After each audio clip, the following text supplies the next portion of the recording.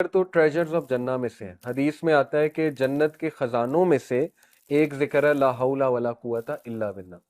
دوسرا غم میں اور بہت زیادہ سوروں کی حالت میں یہ والا ذکر بہت تقویت دیتا ہے، لا حول ولا قوت الا باللہ. اس کی ٹرانسلیشن بھی بڑی تقویت دے گی، ٹھیک ہے نا. اس سے ثابت ہی ہوتا ہے کہ اے اللہ، وہ کہنا یہ چاہ رہے ہیں کہ اے اللہ میری کنڈیشن تب تک چینج نہیں ہوگی جب تک آپ کی طرف سے مجھے ہیلپ نہیں آئے گی. یعنی اپنے آپ کو بندہ فل بے بس شو کرے اور اللہ تعالیٰ پہ ریلائی کرے. یہ ہے اللہ پہ کانفیڈنس، ٹھیک ہے نا. ہوتا کیا ہے کہ ہم سب سے شیئر کر کے پھر اللہ کے پاس جاتے ہیں. تو ظاہر ہے اللہ کو اللہ کی غیرت ہے، اللہ کو شاید برا بھی لگتا ہو کہ دیکھو سب سے شیئر کر کے اب میرے پاس آ گیا. تو ریلائنس تو یہ، کانفیڈنس تو یہ کہ جب حادثہ ہوا ہے سب سے پہلے کہاں شیئر کیا؟ اللہ تعالیٰ. باتیں کی ہیں اللہ تعالیٰ سے، نوٹس لکھا کریں، نوٹ پیڈ لکھا کریں، اللہ سے گفتگو کیا کریں، سارا اپنا دل کھولا کریں اللہ کے آگے. اس کو عادت بنائیں، یہ بہت امپاورنگ چیز ہے، ٹھیک ہے نا. اور یاد رکھیں کہ دیکھیں جیسے حدیث میں آتا ہے نا کہ جب بندہ سورہ فاتحہ کی تلاوت کرتا ہے اللہ رپلائی کرتا ہے. اللہ کہتا ہے کیا میرا بندہ ایکنالج کر رہا ہے کہ میں گناہوں کو معاف کرنے والا ہوں؟ تو جا میں نے اسے معاف کیا. سملرلی آپ سوچیں کہ جب انسان غم کی حالت میں ڈائریکٹ اللہ کے پاس جاتا ہے تو اللہ تعالیٰ ضرور فرشتوں کو، میرا ایمان ہے، کہتے ہوں گے کہ یہ دیکھو کتنا اسے مان ہے اپنے رب پہ، ڈائریکٹ میرے پاس آئے، ٹھیک ہے نا. تو پھر اللہ اسے کافی ہو جاتا ہے. یہ حدیث میں آتا ہے کہ جو گمان اللہ کے بارے میں ہم کریں گے وہ پھر اسی طرح اللہ پیش آئے گا. ایک بندہ گمان ہی یہ کر رہا ہے کہ نہیں جی میرا مسئلہ کرنا ہی اللہ نے حل ہے، اللہ نے ہی دینا ہے، بس میں نے اللہ سے ہی مانگنا ہے. اللہ کے نبی صلی اللہ علیہ وسلم تو اتنا بھی نہیں پسند کرتے تھے کہ اگر اونٹ پر بیٹھے ہوئے اور کوئی چیز ان کی اونٹ سے نیچے گر جاتی تھی تو خود اتر کے اٹھاتے تھے. یہ ہمارے نبی کے بارے میں آتا ہے. اور کبھی بھی کسی کو نہیں کہا مجھے اٹھا کے دے دو. یہ توکل کا لیول ہے، ٹھیک ہے نا. مدد مانگنی ہے اللہ سے مانگنی ہے. لیکن یہ کہ ہمارا ایمان اس لیول کا نہیں، تو چلیں شیئرنگ کی جا سکتی ہے، لیکن بہترین یہ ہوگا کہ آپ صرف اللہ سبحانہ و تعالیٰ سے ہی شیئر کریں، ٹھیک ہے جی. تو اس دعا کے بعد اور ایک میں آپ کو بات بتاؤں کہ یہ دعا انسٹنٹ قبول ہوئی ہے. اس لیول کی اللہ کی مرسی، انسٹنٹ قبول. فرشتے آئے، انہوں نے کہا کہ جبرائیل علیہ السلام آئے، انہوں نے کہا کہ جی میرے ساتھ یہ پہاڑوں کا فرشتہ ہے، حکم کریں، بتائیں جی کہ یہ پہاڑوں کے درمیان اس بستی کو کچل دے گا یہ فرشتہ. تو اللہ کے نبی صلی اللہ علیہ وسلم نے کہا کہ نہیں، ان کی آل اولاد میں سے کچھ ایسے لوگ آئیں گے جو شاید اسلام قبول کریں. تو اس کا مطلب انسٹنٹ دعاز قبول ہوتی ہیں. اس میں ہمارا ایمان ہونا چاہیے. اللہ انسٹنٹ ریلیف دیتا ہے اگر وہ حق ادا کیا جائے، اللہ کو اس طرح سے پکارا جائے، بالکل آتا ہے انسٹنٹ ریلیف، ٹھیک ہے نا. اس دعا میں بہت ہوپ ہے. انسٹنٹ ریلیف آیا اللہ کے نبی کو. کیسے؟ اللہ کے نبی صلی اللہ علیہ وسلم ایک درخت کے نیچے بیٹھ کے رو رہے تھے. یہ دعا اللہ کے نبی صلی اللہ علیہ وسلم نے ایک درخت کے نیچے کی، ٹھیک ہے نا.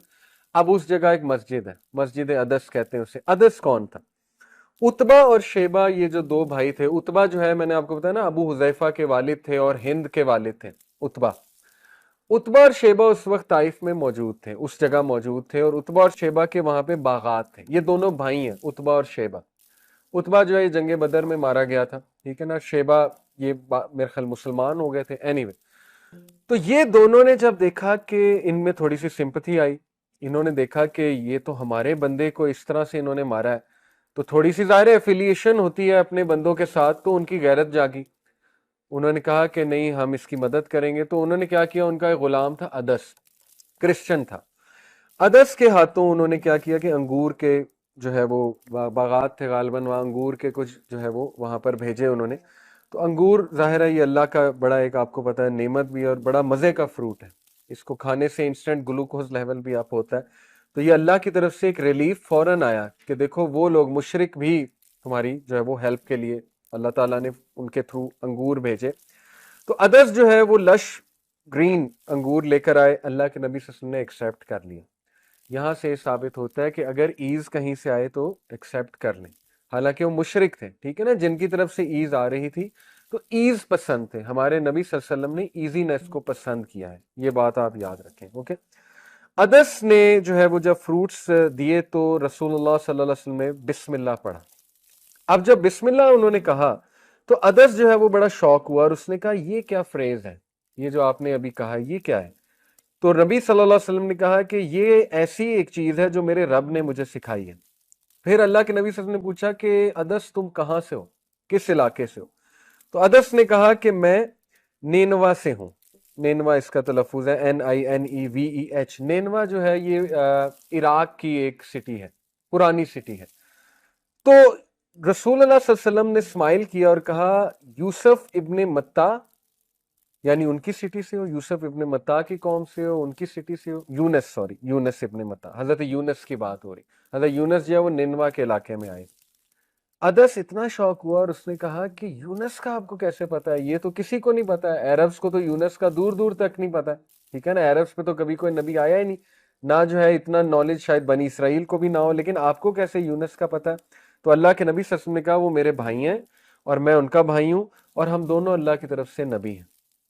یہ سنتے ہی ادس نے رسول اللہ صلی اللہ علیہ وسلم کے پیر مبارک چومنا شروع کر دی، فیٹ چومنا شروع کر دی ادس نے، اور ادس نے کلمہ پڑھ لی. اور جب یہ سین سارا دیکھا عتبہ نے اور شیبہ نے، تو اتنا وہ غصے بھی ہوئے، حیران بھی ہوئے کہ ہم نے تو تجھے انگور دے کر بھیجا تھا، تو پاؤں چومنے لگ گیا، تو ایسا تو نے کیوں کیا؟ تو اس نے جواب دیا کہ او مائی ماسٹرز، اے میرے masters, there is no one on earth better than this man since he is a prophet as he told me things only a prophet can know. اس انسان نے مجھے وہ بات بتائی جو صرف انبیاء کو پتا ہے، جو نبی ہی جان سکتے ہیں. تو ادس نے رائٹ دین جو ہے وہ اسلام قبول کر لیا. یہ انسٹنٹ ریلیف ہے کہ محمد صلی اللہ علیہ وسلم آپ کی محنت رنگ لائی ہے. اگر اس بستی نے ریجیکٹ کیا ہے تو یہ دیکھ لیں ریلیف بھی آ گیا. اوکے، تو انسٹنٹ ریلیف پہ بلیف رکھیں، انسٹنٹ ریلیف پہ ایمان رکھیں.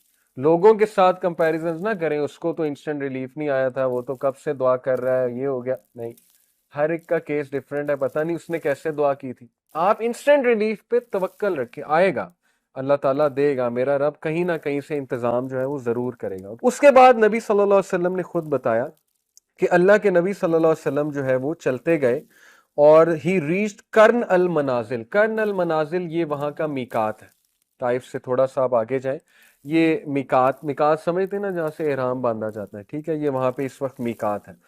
اور اللہ کے نبی صلی اللہ علیہ وسلم نے اوپر دیکھا تو اوپر ایک کلاؤڈ تھا جو اللہ کے نبی صلی اللہ علیہ وسلم کو شیلٹر دے رہا تھا. اگین انسٹنٹ ریلیف، ٹھیک ہے نا، اللہ کی طرف سے میسج آ گیا کہ وَلَسَوْفَ يُؤْتِيكَ رَبُّكَ فَتَرْضَىٰ، تیرا رب تجھے جلدی راضی بھی کر دے گا. تو انسٹنٹ وہ جو کلاؤڈ دیکھا وہ شیلٹر دے رہا تھا. اور پھر انہوں نے دیکھا کہ جبرائیل علیہ السلام تھے، اور انہوں نے پھر یہ ساری کنورسیشن کی کہ ماؤنٹینز کا فرشتہ میرے ساتھ ہے،